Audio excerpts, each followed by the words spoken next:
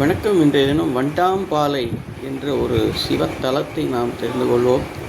சுந்தரரை சிவன் திருவாரூரில் ஆட்கொண்டதால் சுந்தரர் அடியார் கூட்டத்துக்கு புறம்பானவர் என்று முடிவு செய்து திருவாரூரின் வடக்கு எல்லையில் ஒரு பந்தல் அமைத்து உபசரித்து வந்தார் விரண்மிண்டர். அந்த இடம் ஆண்டிப்பந்தல் என்று பெயர் பெற்றது. எவர் திருவாரூர் மண்ணை மிதித்தேன் எனச் சொன்னாலும் அவர்களை கால்களை வெட்டி விடுவதாக சபதம் பூண்டார் விரண்மிண்ட நாயனார். அப்போது சிவபெருமானி அடியார் வேடம் கொண்டு அவர் முன் வந்து தான் இருப்பது திருவாரூர் என்று கூறுகிறார். அவர் கால்களை வெட்ட விரண்மிண்டர் எத்தனிக்க திருவாரூர் எல்லைக்கு சென்று வந்தோம் இப்பால் என்று கூறியதாகவும் அதுவே மருவி இப்போது வண்டாம்பாலை என்ற பெயருடன் திகழ்வதாகவும் தகவல்.